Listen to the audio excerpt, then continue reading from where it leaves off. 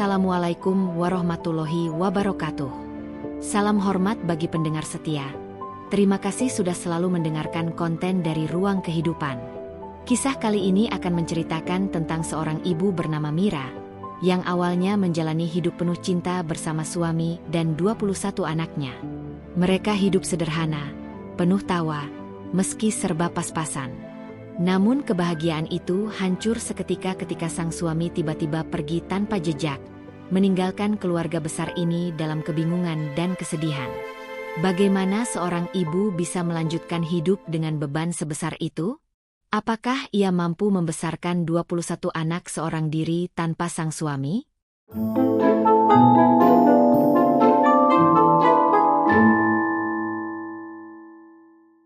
Di sebuah kota kecil di pinggiran Jakarta, ada sebuah rumah sederhana dengan dinding catnya yang mulai mengelupas.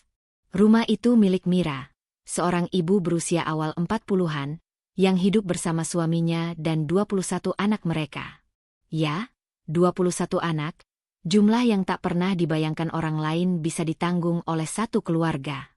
Namun bagi Mira, anak-anak itu adalah harta paling berharga yang membuat rumah sempit mereka terasa luas oleh tawa dan canda. Suaminya, Budi, adalah seorang pria yang dulunya penuh semangat. Ia bekerja serabutan, kadang menjadi sopir, kadang menjadi kuli bangunan. Walau penghasilannya tak pernah menentu, Mira dan Budi saling melengkapi. Mira mengurus rumah, memasak untuk 21 perut yang selalu lapar, mencuci pakaian yang menumpuk bagai gunung, dan memastikan setiap anak mendapat perhatian yang adil. Sementara Budi, dengan senyumnya yang hangat, selalu berusaha pulang membawa sesuatu, meski hanya sekantong sayur atau sebungkus gorengan. Kehidupan mereka sederhana, bahkan kadang serba kekurangan. Namun di balik itu, ada cinta yang melimpah. Meja makan mereka kecil, tapi selalu penuh. Piringnya tak seberapa, tapi setiap kali makan bersama, tawa anak-anak membuat suasana seolah-olah mereka sedang berpesta. Malam hari, ketika listrik sering mati, mereka menyalakan lilin. Anak-anak berkumpul di ruang tengah, mendengarkan cerita dari Budi tentang masa mudanya di kampung. Bagi anak-anak itu, hidup bersama orang tua dan saudara-saudara adalah kebahagiaan yang tak tergantikan. Tapi, seiring waktu, Mira mulai melihat perubahan pada suaminya. Budi tidak lagi sering tersenyum. Pandangannya kosong, pikirannya seperti jauh melayang. Ia lebih sering duduk diam di teras rumah, menatap jalan sepi. Kadang ia pulang dengan wajah muram, tidak seperti biasanya. Mira mencoba bertanya, tapi jawabannya selalu sama. Tidak apa-apa, cuma capek. Anak-anak pun mulai merasakan ada sesuatu yang berbeda. Ayah mereka yang dulu selalu bersemangat bermain, kini lebih sering berbaring di kamar. Jika ada yang bertanya, ia hanya tersenyum singkat, lalu menghindar. Mira semakin khawatir, tapi ia berusaha menenangkan hati dengan berpikir mungkin suaminya hanya sedang banyak pikiran soal pekerjaan. Hari-hari berikutnya, tanda-tanda itu semakin jelas. Budi sering keluar rumah tanpa pamit, lalu pulang larut malam dengan wajah penuh lelah. Kadang, ia bahkan tak membawa apa-apa. Mira mencoba sabar, karena ia tahu hidup memang berat. Dengan jumlah anak sebanyak itu, tekanan ekonomi bukan hal kecil.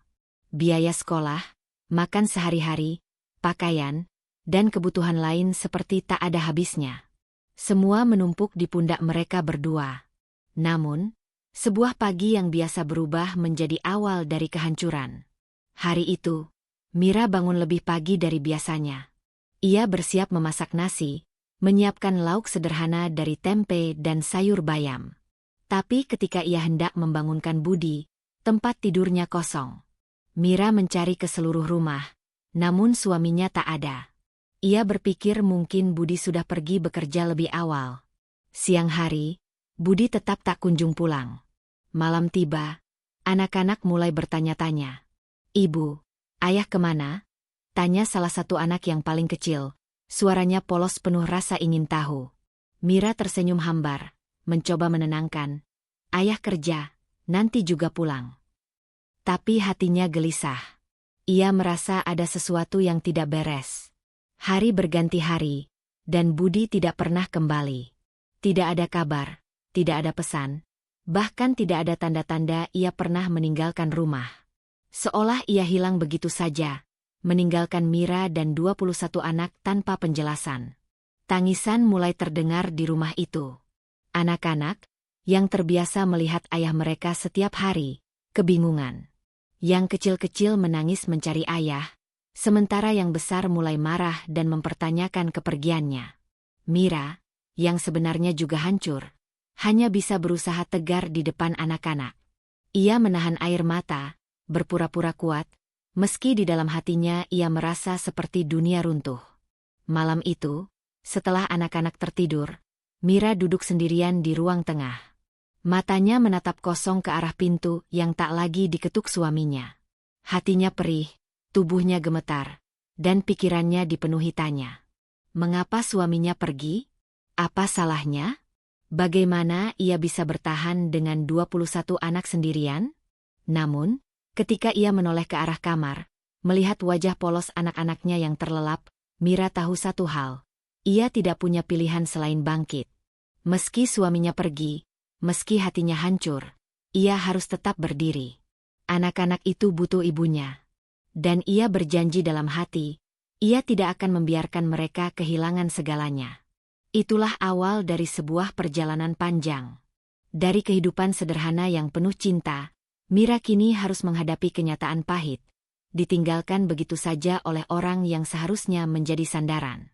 Dan mulai detik itu, kisah perjuangan luar biasa seorang ibu tunggal dengan 21 anak pun dimulai. Hari-hari setelah kepergian Budi berubah menjadi mimpi buruk bagi Mira. Rumah yang dulu ramai oleh tawa kini sering dipenuhi tangisan dan pertanyaan tanpa jawaban. Anak-anak, terutama yang kecil, tak henti-hentinya menanyakan keberadaan ayah mereka. "Ibu, ayah pulang kapan?" tanya si bungsu dengan mata sembab. Pertanyaan itu menusuk hati Mira setiap kali ia mendengarnya, karena ia sendiri tidak tahu harus menjawab apa. Anak-anak yang lebih besar mulai menunjukkan rasa marah. Mereka kecewa karena sang ayah pergi begitu saja. Beberapa di antaranya menolak makan, ada juga yang mengurung diri di kamar. Mira berusaha keras menenangkan mereka satu persatu, tapi dengan jumlah anak sebanyak itu, ia sering kewalahan. Kadang, saat malam tiba, tangisan mereka bergema bersama-sama, membuat Mira merasa rumah itu berubah menjadi tempat penuh luka. Masalah keuangan segera muncul. Sebelumnya, meskipun penghasilan Budi tak menentu, setidaknya ada tambahan yang membantu kebutuhan rumah tangga. Sekarang, semua bergantung pada Mira. Tabungan mereka hanya cukup untuk beberapa hari. Beras semakin menipis, uang sekolah anak-anak menumpuk, dan biaya kebutuhan sehari-hari seperti susu dan obat-obatan tak lagi bisa dipenuhi. Mira bahkan harus menahan lapar agar anak-anaknya tetap bisa makan. Setiap pagi, Mira bangun sebelum matahari terbit. Ia menyiapkan sarapan seadanya, biasanya hanya nasi dengan garam atau sambal sederhana. Setelah itu, ia membantu anak-anak bersiap ke sekolah. Beberapa dari mereka terpaksa berangkat tanpa uang jajan, hanya dengan bekal doa dari ibunya. Hati Mira hancur setiap kali melihat wajah kecewa mereka, tapi ia tidak punya pilihan lain. Di siang hari, Mira mencoba mencari pekerjaan tambahan. Ia menawarkan diri mencuci pakaian tetangga, membantu berjualan di warung, atau menerima pekerjaan apapun yang bisa menghasilkan uang. Namun karena harus tetap mengurus anak-anak yang masih kecil di rumah, ia tidak bisa pergi jauh atau bekerja terlalu lama. Itu membuat penghasilannya sangat terbatas, sementara kebutuhan terus bertambah. Ada saat-saat ketika Mira benar-benar merasa putus asa. Ia duduk di dapur yang kosong, menatap panci yang hanya berisi air mendidih tanpa lauk. Air matanya menetes, tubuhnya gemetar, dan dalam hati ia bertanya-tanya apakah ia mampu melewati semua ini. Bayangan 21 anak yang bergantung padanya membuat kepalanya semakin berat. Ia merasa seperti sedang tenggelam di lautan masalah tanpa ada yang menolong. Namun, setiap kali rasa ingin menyerah muncul, Mira selalu menoleh ke arah anak-anaknya. Ia melihat wajah-wajah polos itu, mata-mata penuh harapan yang menatap kepadanya. Disitulah ia menemukan alasan untuk bertahan. Ia sadar, jika ia jatuh, maka seluruh keluarga akan ikut hancur. Anak-anak itu membutuhkan ibunya sebagai tiang penopang, satu-satunya tempat mereka bersandar. Mira mulai menguatkan dirinya. Ia belajar menahan emosi, menahan tangis di depan anak-anak, dan menampilkan senyum walau hatinya retak. Ibu masih ada di sini, katanya setiap kali ada anak yang menangis mencari ayah. Kata-kata itu sederhana, tapi baginya adalah janji yang harus ditepati. Janji untuk tidak pergi, tidak menyerah, dan tidak membiarkan anak-anaknya merasa sendirian. Kehidupan sehari-hari memang berat, tetapi cinta seorang ibu lebih kuat dari rasa putus asa. Dalam keheningan malam, ketika semua anak sudah tidur, Mira menatap langit-langit kamar dan berdoa. Ia meminta kekuatan, meminta jalan keluar, dan percaya bahwa suatu hari nanti semua perjuangan ini akan berbuah manis. Meski kejatuhan itu terasa begitu pahit, cinta untuk anak-anaknya menjadi api kecil yang menjaga hatinya tetap hangat. Itulah yang membuat Mira bertahan, meski setiap hari terasa seperti pertarungan baru. Rutinitas Mira berubah total sejak Budi pergi. Pagi hari, ia bangun ketika azan subuh baru berkumandang. Tanpa sempat beristirahat panjang, Mira langsung ke dapur. Nasi harus dimasak, lauk seadanya disiapkan. Kadang hanya tahu goreng atau sayur bening, tapi Mira tetap berusaha agar semua anak mendapat bagian. Dengan 21 mulut yang harus diberi makan, Mira belajar mengatur porsi, meski dirinya sering harus menahan lapar. Setelah sarapan, Mira membantu anak-anak bersiap ke sekolah. Rambut dikepang, seragam disetrika ala kadarnya, dan buku dimasukkan ke tas. Rumah yang sempit berubah seperti terminal. Penuh suara riuh, teriakan, dan rebutan sandal. Ada anak yang merengek karena tidak punya uang jajan, ada pula yang menangis karena PR belum selesai. Mira mencoba menenangkan mereka dengan kata-kata sederhana, sambil menahan kepanikan di dalam hati. Ketika anak-anak berangkat, Mira tidak bisa benar-benar istirahat.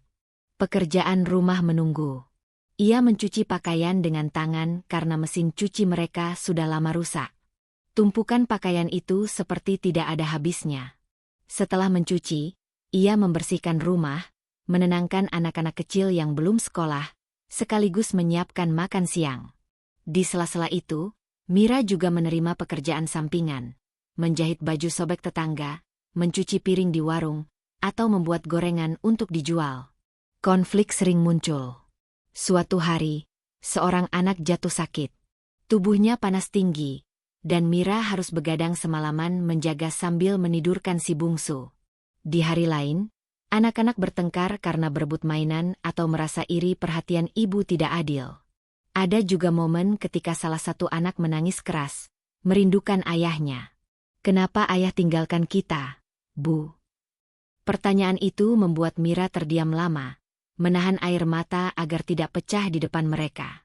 Kesibukan itu membuat Mira sadar bahwa ia harus belajar mengatur waktu dengan lebih baik. Ia mulai membuat jadwal sederhana. Siapa yang harus membantu mencuci piring, siapa yang menjaga adik, siapa yang menyapu halaman. Meski awalnya sulit, perlahan anak-anak belajar bertanggung jawab sesuai usianya. Mira juga belajar kesabaran.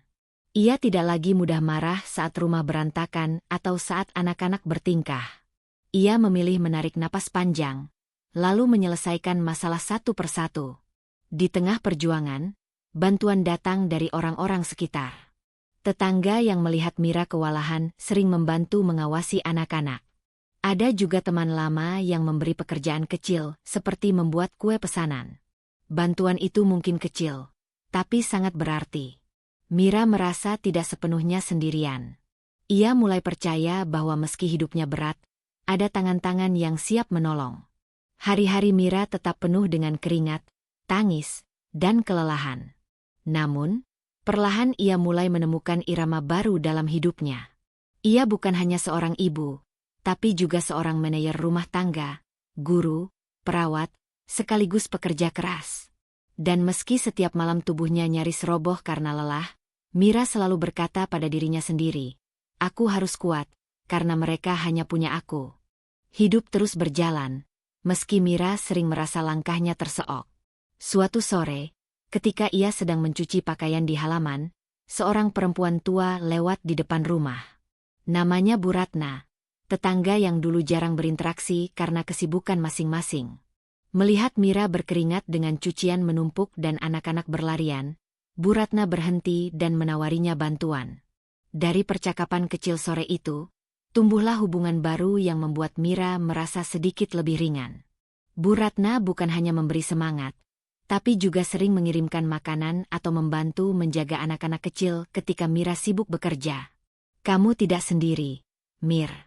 Kalau butuh sesuatu, jangan sungkan," kata Bu Ratna suatu kali.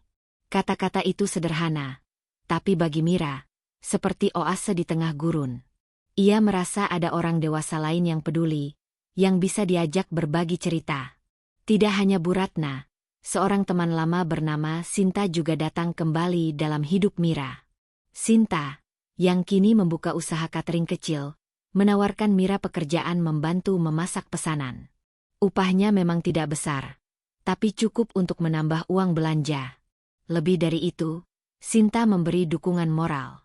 Ia sering berkata bahwa Mira adalah perempuan luar biasa karena mampu berdiri sendiri dengan 21 anak. Dorongan itu membuat Mira merasa dihargai. Sementara itu, anak-anak Mira mulai menunjukkan sisi lain dari diri mereka. Meski hidup penuh keterbatasan, masing-masing punya bakat unik yang perlahan terlihat. Anak sulungnya, Ardi, ternyata pandai matematika. Ia sering membantu adik-adiknya mengerjakan PR dan bahkan menjadi juara kelas. Anak keduanya, Rini, punya suara merdu. Setiap kali ia bernyanyi, suasana rumah terasa lebih hangat. Anak-anak lain menunjukkan minat di berbagai bidang. Ada yang suka menggambar, ada yang cepat berlari, bahkan ada yang mahir memperbaiki barang rusak. Mira selalu berusaha merayakan hal-hal kecil itu. Ia tidak punya hadiah mahal, tapi ia memberikan pelukan, pujian, dan senyuman tulus. "Kamu hebat, Nak. Teruskan," ucapnya setiap kali anak-anak menunjukkan hasil karya. Bagi Mira, kebanggaan terbesar bukan pada materi, melainkan melihat anak-anaknya tumbuh percaya diri meski keadaan sulit. Bersama-sama, mereka mulai membangun kebersamaan yang baru. Ada kisah-kisah kecil yang membuat hati Mira hangat. Suatu kali, Ardi diam-diam menyisihkan uang jajannya untuk membeli buku tulis bagi adiknya. Di hari lain, Rini menidurkan si bungsu dengan lagu sederhana agar Mira bisa beristirahat sebentar. Anak-anak belajar saling mendukung, tanpa mereka sadari. Komunitas sekitar pun ikut memberi warna. Beberapa tetangga mulai tergerak membantu, entah dengan memberi pakaian bekas, sumbangan makanan, atau sekadar menemani anak-anak bermain. Ada juga guru sekolah yang mengerti kondisi keluarga Mira dan memberikan keringanan biaya. Semua itu membuat Mira menyadari bahwa meski hidup terasa berat, kebaikan masih ada di sekelilingnya. Malam hari, setelah semua anak tertidur, Mira sering termenung. Ia ingat betapa hancurnya ia ketika Budi pergi. Tapi kini, perlahan ia melihat cahaya kecil. Kehadiran orang-orang baik, semangat dari anak-anak, dan kekuatan yang tumbuh dari dalam dirinya membuat Mira percaya bahwa ia tidak berjalan sendirian. Meski masih jauh dari kata mudah, perjalanan ini mulai terasa lebih mungkin untuk dijalani. Perlahan tapi pasti, kehidupan Mira dan anak-anaknya mulai menemukan ritme yang lebih teratur. Usaha kecil-kecilan yang ia jalankan bersama Sinta di catering mulai berkembang. Setiap pagi, setelah menyiapkan anak-anak berangkat sekolah, Mira berangkat ke dapur Sinta untuk membantu memasak pesanan. Dari situ, ia mendapat penghasilan tetap setiap minggu. Tidak besar, tapi cukup untuk membuat dapurnya tidak lagi kosong melompong. Selain itu, Mira juga mencoba menjual gorengan di depan rumah setiap sore.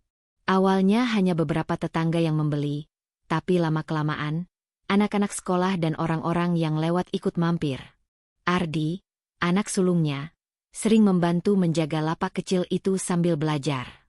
Kadang, adik-adiknya ikut membantu membungkus atau menawarkan dagangan kepada pembeli. Aktivitas itu membuat keluarga mereka terasa lebih kompak.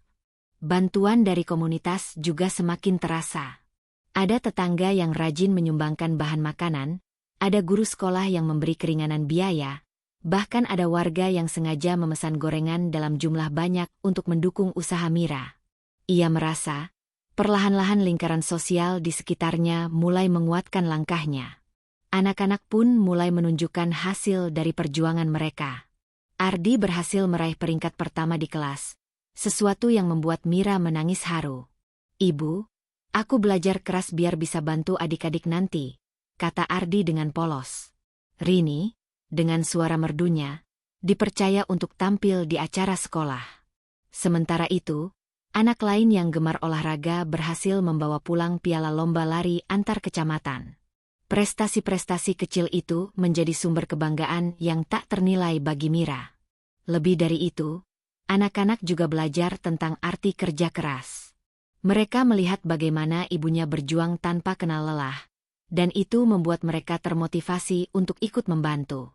Tidak jarang, beberapa anak rela mengorbankan waktu bermain demi mengurus adik atau membantu pekerjaan rumah. Mereka mulai mengerti bahwa keluarga mereka hanya bisa bertahan jika semua saling mendukung. Mira pun merasakan perubahan besar dalam dirinya. Jika dulu ia selalu dibayang-bayangi rasa takut dan putus asa, kini ia mulai percaya bahwa hidup bisa lebih baik. Setiap rupiah yang ia hasilkan dari hasil keringat sendiri menjadi bukti bahwa ia mampu berdiri meski tanpa suami. Ia tidak lagi sekadar bertahan, tapi juga mulai menata masa depan. Pada suatu malam, Mira duduk di ruang tengah bersama anak-anaknya. Mereka makan gorengan sisa dagangan sambil bercanda. Listrik mati, tapi lilin yang menyala membuat suasana hangat. Mira memandang wajah satu persatu anaknya, dan hatinya bergetar. Dulu ia sempat berpikir tidak akan mampu melewati semua ini, tapi sekarang ia melihat bukti nyata bahwa mereka bisa bertahan.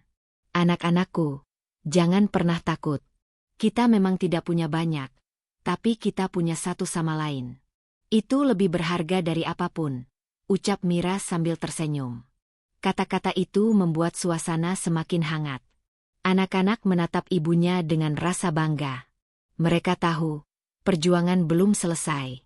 Tapi malam itu, di balik keterbatasan, mereka punya harapan baru. Harapan bahwa besok akan lebih baik daripada hari ini. Hidup memang tidak pernah benar-benar tenang bagi Mira. Ketika ia mulai merasa sedikit lega dengan keuangan yang lebih stabil, masalah besar kembali datang menghantam. Suatu pagi, anak kelimanya, Dika, jatuh sakit. Awalnya hanya demam biasa, tapi suhu tubuhnya semakin tinggi dari hari ke hari. Nafsu makannya hilang, tubuhnya lemas, dan wajahnya pucat.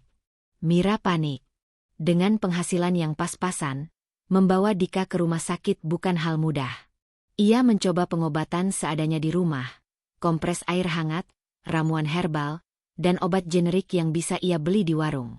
Namun kondisi Dika tidak membaik. Bahkan, pada suatu malam, tubuh anak itu menggigil hebat.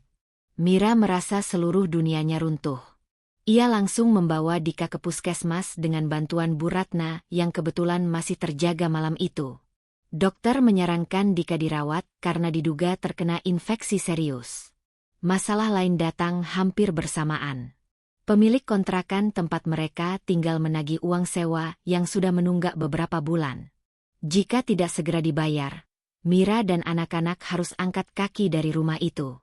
Pikiran Mira kalut. Antara menjaga Dika di rumah sakit atau mencari cara menyelamatkan tempat tinggal mereka. Tekanan itu begitu berat, membuatnya sulit tidur. Air matanya kerap jatuh tanpa ia sadari. Namun, di tengah kepanikan itu, anak-anak menunjukkan kekuatan yang mengejutkan Mira. Ardi, anak sulung, berinisiatif menjaga adik-adik di rumah sementara ibunya fokus menemani Dika di rumah sakit. Rini menjahit baju bekas untuk dijual kembali, meski hasilnya tidak seberapa. Beberapa anak lain bahkan menawarkan diri membantu berjualan gorengan agar ada tambahan uang. Mereka kecil, tapi hati mereka besar. Mereka tidak ingin ibunya berjuang sendirian. Komunitas sekitar juga ikut bergerak. Guru sekolah menggalang sumbangan kecil untuk membantu biaya pengobatan Dika. Tetangga mengumpulkan dana untuk meringankan tunggakan kontrakan. Bantuan itu tidak menyelesaikan semua masalah, tapi cukup untuk membuat Mira kembali percaya bahwa ia tidak sendirian menghadapi badai. Di rumah sakit, Mira duduk di samping ranjang Dika yang terbaring lemah. Tangannya menggenggam tangan kecil anak itu erat-erat. Dalam hati ia berjanji akan melakukan apa saja demi kesembuhan anaknya. Saat itulah, ia merasakan sesuatu yang berbeda dalam dirinya. Rasa takut dan putus asa yang dulu sering menghantui kini berubah menjadi keberanian.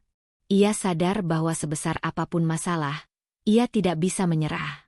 Keputusan sulit harus ia ambil, menjual sebagian barang berharga, termasuk perhiasan peninggalan ibunya. Dengan berat hati, Mira melepasnya demi biaya pengobatan dan pembayaran sebagian kontrakan. Saat menyerahkan perhiasan itu kepada pembeli, air matanya jatuh, tapi hatinya mantap. Ia tahu, itu adalah cara untuk melindungi anak-anaknya. Hari-hari di rumah sakit penuh dengan doa dan harapan. Setelah beberapa hari dirawat, kondisi Dika perlahan membaik. Warna di pipinya kembali, dan senyum kecil mulai muncul di wajahnya.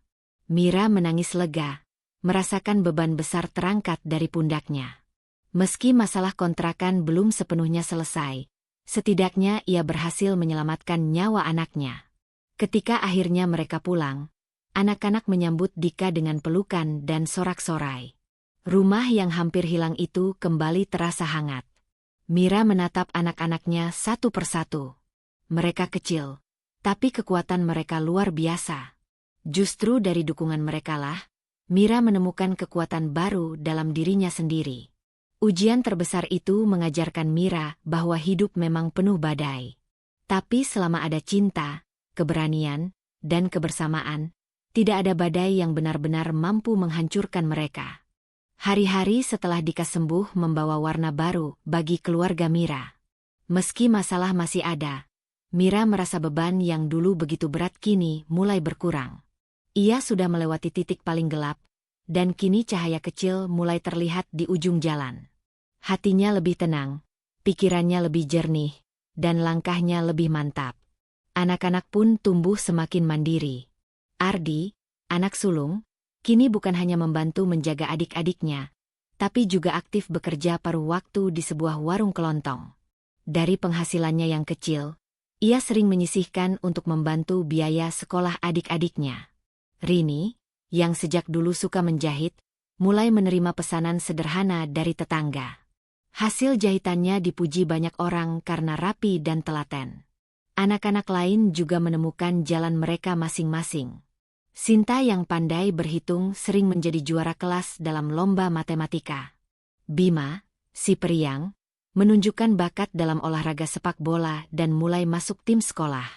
Bahkan si kecil Intan yang baru berusia 7 tahun sering membuat semua orang kagum dengan suara merdunya ketika menyanyi di acara sekolah. Mira melihat semua itu dengan mata berkaca-kaca. Ia merasa segala air mata, kerja keras, dan pengorbanannya tidak sia-sia. Ia tidak lagi hanya seorang ibu yang sibuk mengurus rumah dan mengkhawatirkan masalah sehari-hari. Ia adalah seorang pemimpin, seorang penguat, seorang guru bagi anak-anaknya. Dan dari anak-anak, ia mendapatkan kebahagiaan dan kebanggaan yang tidak bisa dibeli dengan uang. Komunitas sekitar pun mulai melihat Mira dengan cara berbeda. Dulu, ada sebagian orang yang memandangnya sebelah mata, menganggap keluarga besarnya hanya akan menjadi beban. Namun kini, mereka kagum dengan keteguhan hati Mira.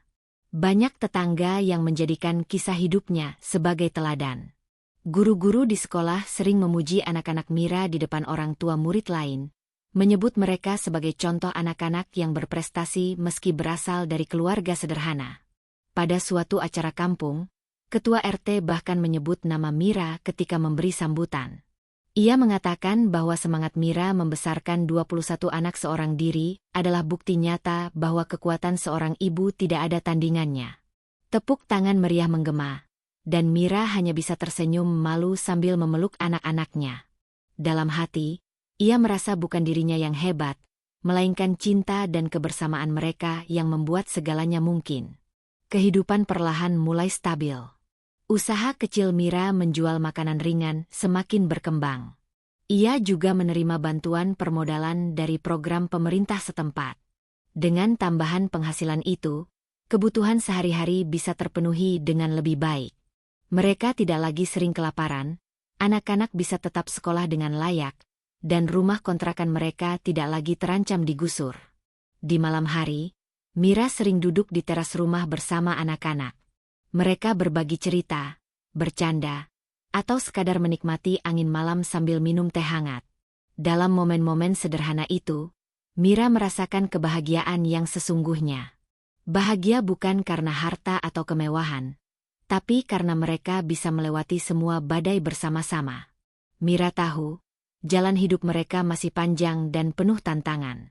Namun ia tidak lagi takut. Ia sudah membuktikan pada dirinya sendiri bahwa ia mampu. Dan yang terpenting, ia melihat anak-anaknya tumbuh menjadi pribadi yang mandiri, kuat, dan penuh kasih. Itu adalah kemenangan terbesar yang pernah ia raih. Kini, meski tanpa kehadiran suami yang dulu meninggalkan mereka, Mira tidak merasa kekurangan. Justru sebaliknya, ia merasa lebih kuat dan lebih berharga. Hidup mereka tidak sempurna, tapi mereka bahagia. Dan bagi Mira, kebahagiaan itu adalah bentuk kemenangan yang sejati. Suatu sore yang tenang, ketika Mira dan anak-anak sedang duduk di teras rumah sambil menikmati gorengan sederhana, sebuah bayangan muncul di ujung jalan.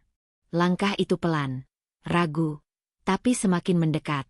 Mira menyipitkan mata, mencoba mengenali sosok yang sudah lama tak ia lihat.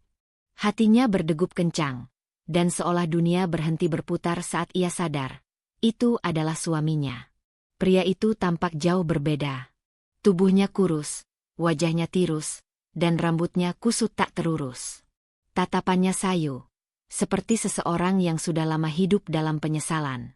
Anak-anak yang lebih besar langsung mengenalinya, tapi mereka hanya terdiam. Beberapa anak kecil bahkan bersembunyi di balik punggung Mira, tidak mengenali ayah yang dulu mereka rindukan.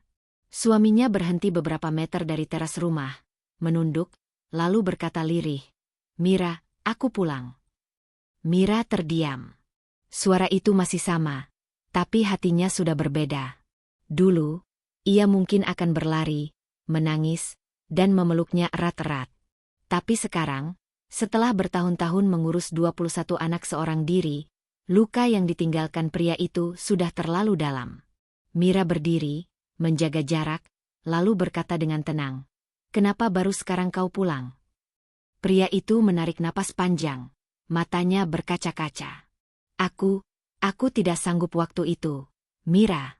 Tekanan, rasa gagal, masalah pribadi, semuanya membuatku kabur. Aku pengecut. Aku tahu aku sudah menyakiti kalian. Tapi selama ini, aku menyesal. Setiap malam aku memikirkanmu dan anak-anak.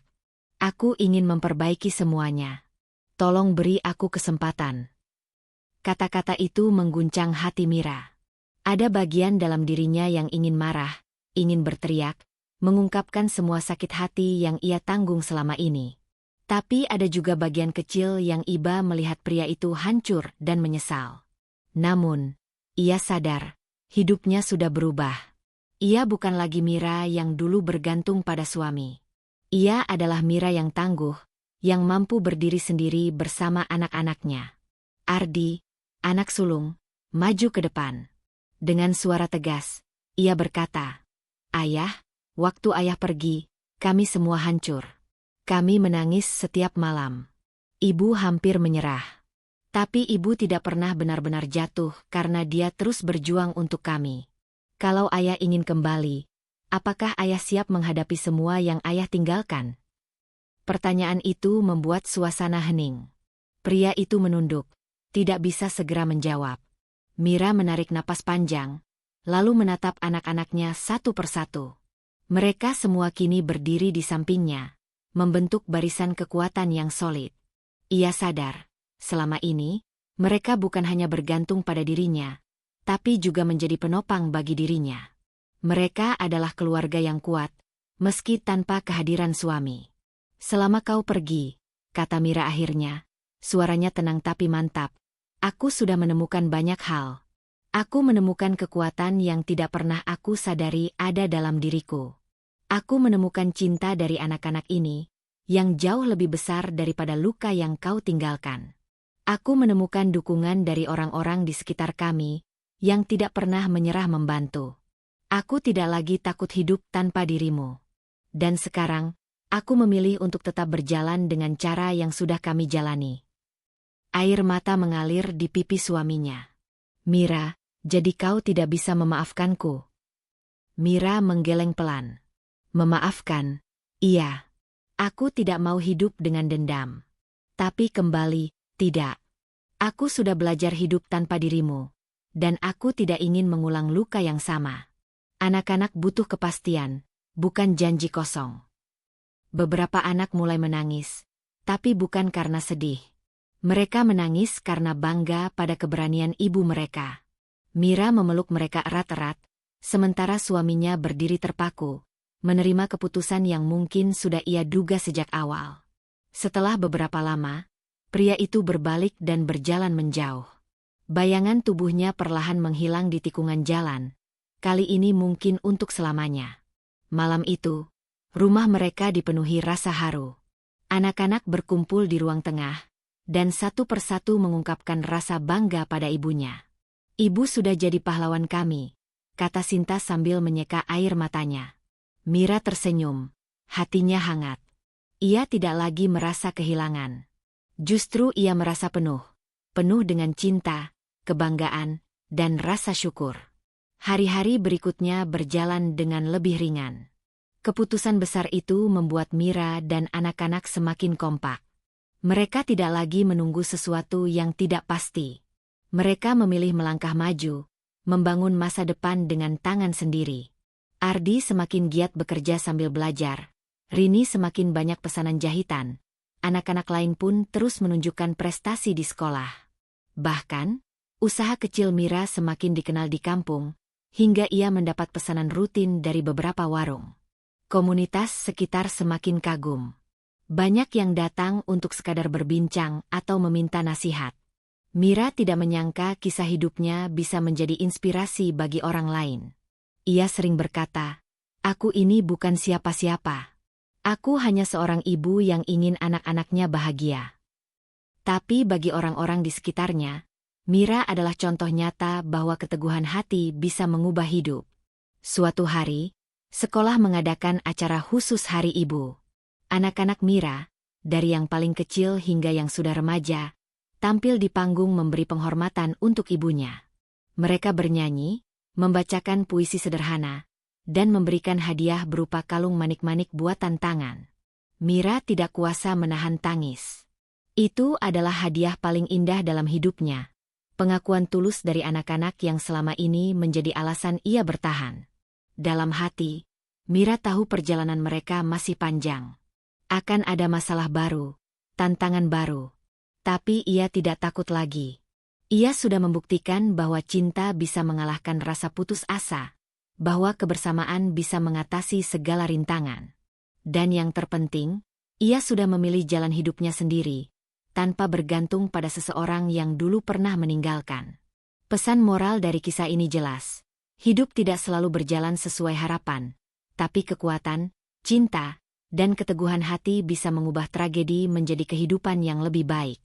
Bahkan ketika pilihan terakhir datang tak terduga, keberanian untuk memilih jalan sendiri adalah kemenangan terbesar. Mira menatap anak-anaknya yang tertawa riang di halaman rumah. Mereka berlari, bermain, dan sesekali menoleh ke arahnya. Senyum Mira mengembang. Ia tahu, apapun yang terjadi, mereka sudah membangun dunia mereka sendiri. Dunia yang penuh cinta, tanpa perlu lagi menoleh ke masa lalu.